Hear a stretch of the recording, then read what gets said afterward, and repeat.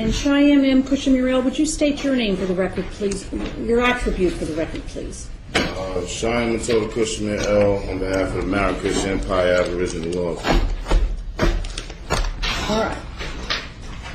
I want to ask you a couple of questions, please. The first question I want to ask you is, are you employed? Objection, ma'am.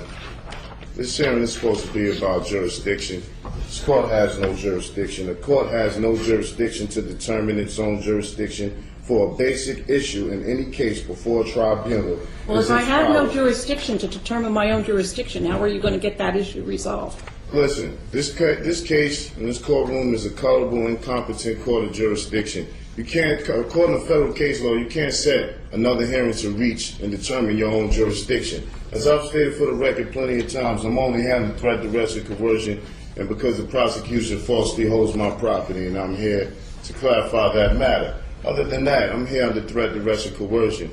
It is completely against federal case law. It has power to act, and a court must have the authority to decide that question in the first instance. That's Rescue Army versus Municipal Court of Los Angeles.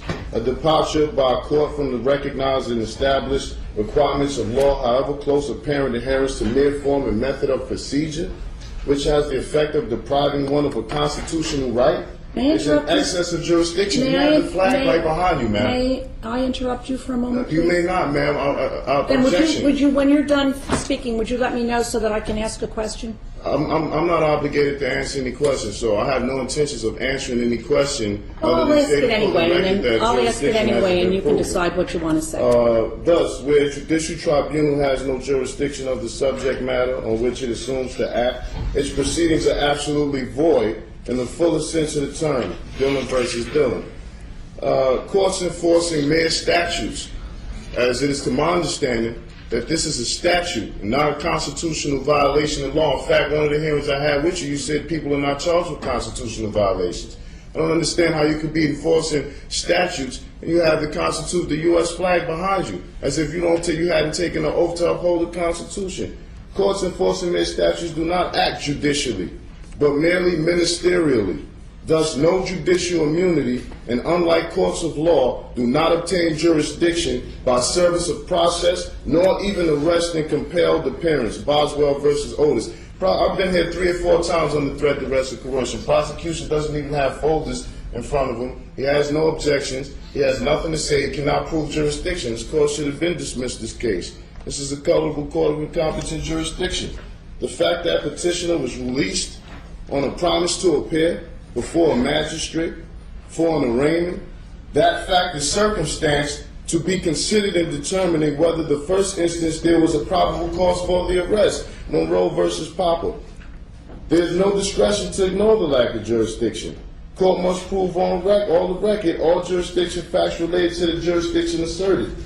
A universal principle, as old as the law, is that proceedings of a court without jurisdiction are a nullity and its judgment therein without effect either on person or property. This case has already been put before the federal court, and you will be receiving a notice of removal very shortly. This court has no jurisdiction. Prosecution can't prove jurisdiction. This case shall be dismissed, and it will. Did you file a notice of removal with the federal court? Yes, you will be receiving it shortly. All right. When I receive it, I will rule on it. This is my question to you, however. Are you employed?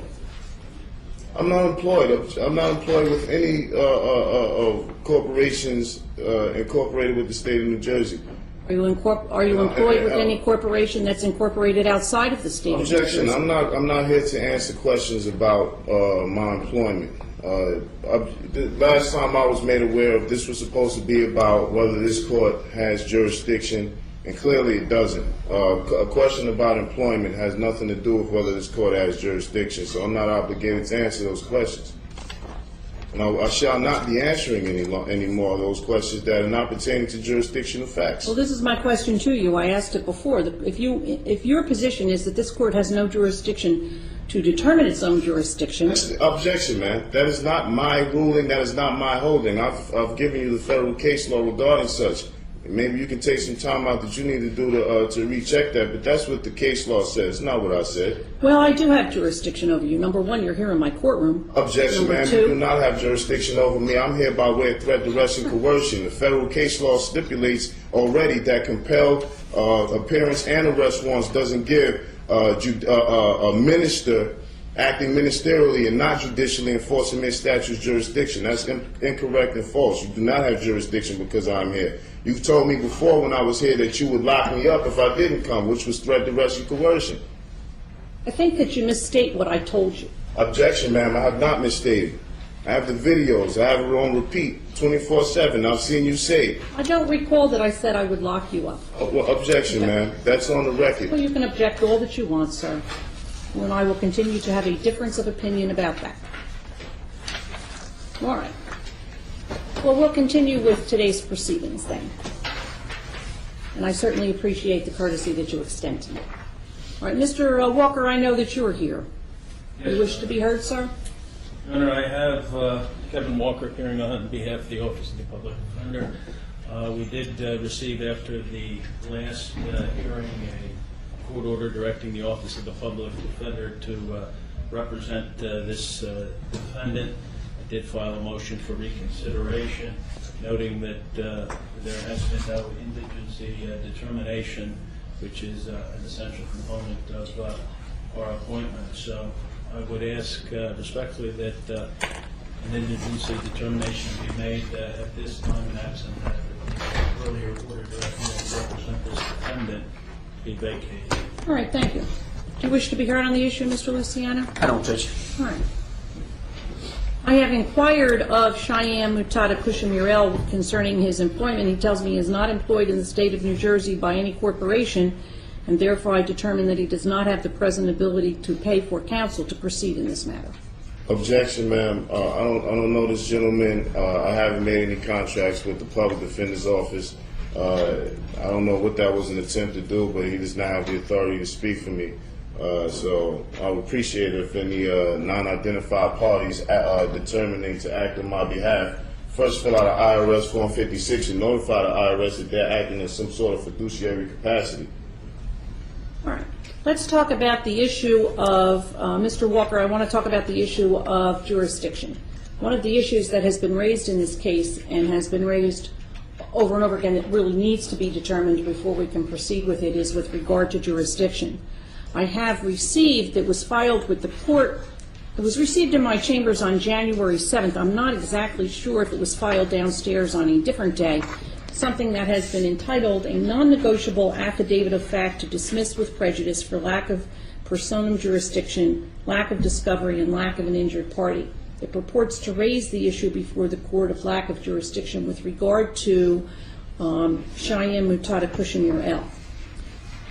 Despite what Cheyenne Mutada Kushamir L says, this is not an application to the court to dismiss anything with anything. There are certain ways, as you are aware, Mr. Walker, to bring issues before the court.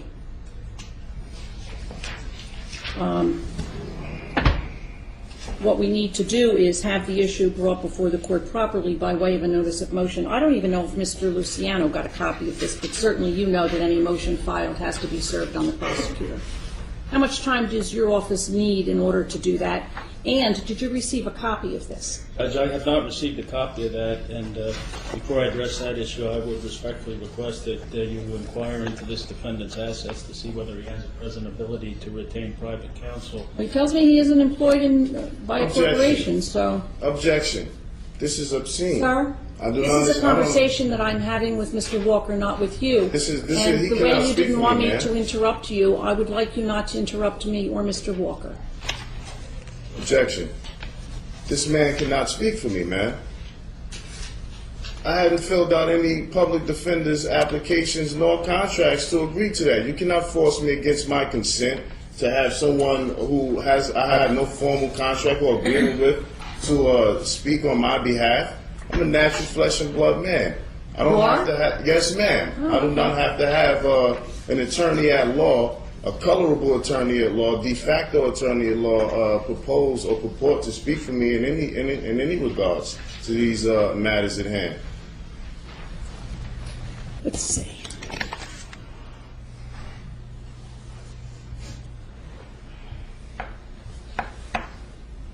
March 23rd, sufficient time, Mr. Walker? I think so, Judge. All right. Then this matter shall be and hereby is continued until Monday, March 23rd at 9 o'clock. Objection, ma'am. The notice of removal is already in. You will be receiving it today. So, If I receive it before March 23rd at 9 a.m., I am aware of my obligations when a matter has been removed to federal court. If for some reason the federal court does not accept it, or it's not properly filed, or there's something else, that's the next stage for this proceeding. objection, Thank you ma'am. very I will much. not be participating in any more of these proceedings.